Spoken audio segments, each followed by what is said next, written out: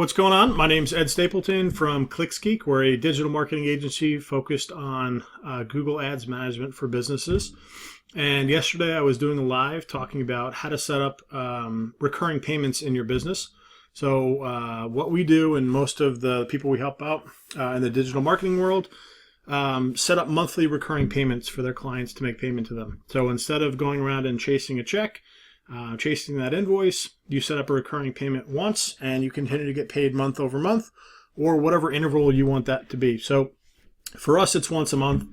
It could be weekly. It could be every other week. It could be literally any time frame you want it to be. You can set up. So what I'm going to do today is walk through how to set up that recurring payment. So I'm inside of one of our older PayPal accounts that we do not have active at the moment. So if you see any numbers or identifying information here, I'm not too worried about that. All right, first things first, you go to Pay and Get Paid. You click on that. Come down here, click on PayPal buttons. And the beauty of what I'm going to show you right now is you don't even need to actually have a website live in order to set this up. So what I'm going to show you is this could be set up one of two ways. This could be set up as a button on a website, or you can actually email someone a link and they can make payment on that link. So the way we do it is just via a link that you send somebody. So that's how I'm going to show you. So you come to this page, come down. These are all the different ways you can do the buttons. If you're going to go with something like an invoice, you just come here and you go over to create and manage invoices. That's pretty simple. But what we're doing is PayPal buttons. You could also go up here to subscriptions, but the way we do it is with buttons. So you come down here to subscribe.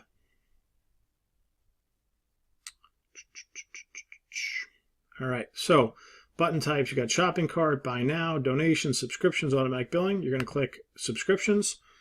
So for us, we're going to type in PPC management. And we're going to type in ABC Roofing Company.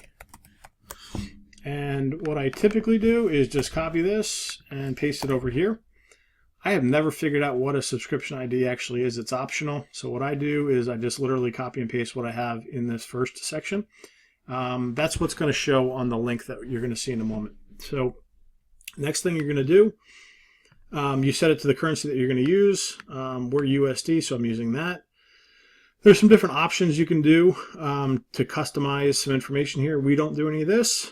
You can have a client pay with a PayPal account if they want. You can make them do that. We don't do that, so we leave that unchecked.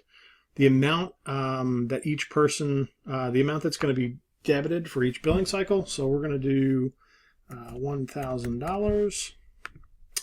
And then the billing cycle. This is where you can pick whatever time frame you're looking for. So for our instance, it could be once a month.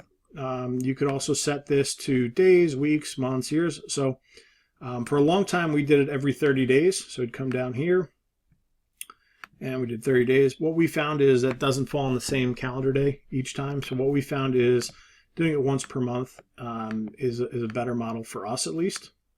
Keep in mind, you can do subscriptions for literally anything where there's an applicable business model.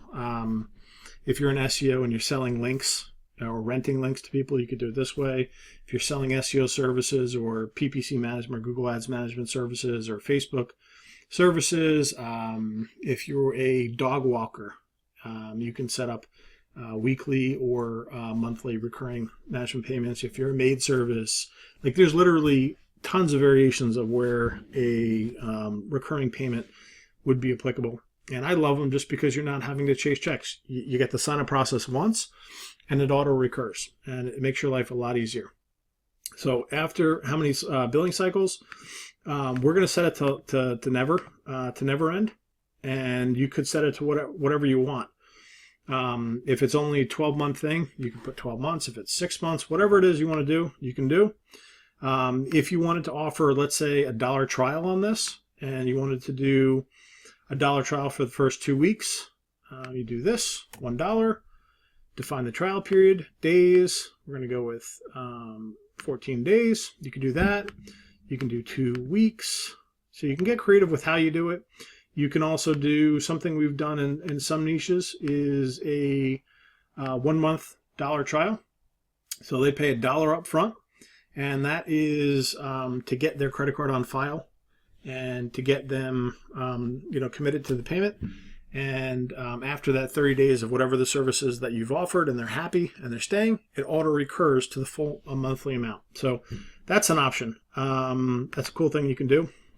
Next thing you're going to do is I just leave this for use my secure merchant account ID. I don't touch this portion and I don't touch this portion. So you're just going to leave those two. I'm going to go back here, click that. Then I'm going to go to create button. I got someone calling in right now. I have no idea who that is.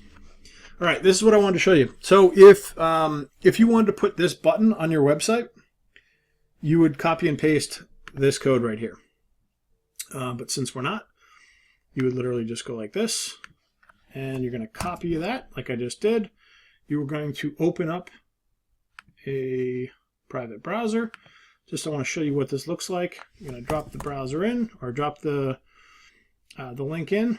Let me accept those cookies.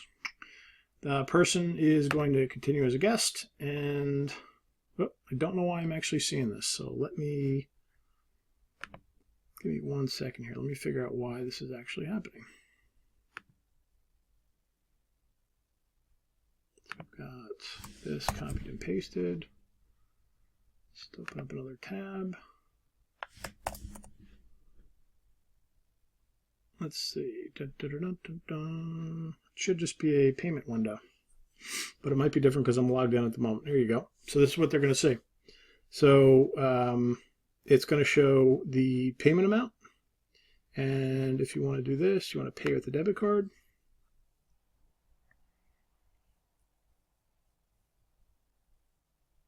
It's going to give you the option to check out. So this person can check out with a PayPal account or a credit card, and that's it. It's really simple. That's all you got to do. The whole process. What is this? We're 7 minutes into a video, and this is me showing you how to do it. But I can set up a new one of these in about 60 seconds. So it's a really easy process. We use it, and we have used it for a long period of time, going on 5+ years, 6 years. We love it. So I hope this helps. If you guys have any questions on how to set this up, just let me know. And that's it.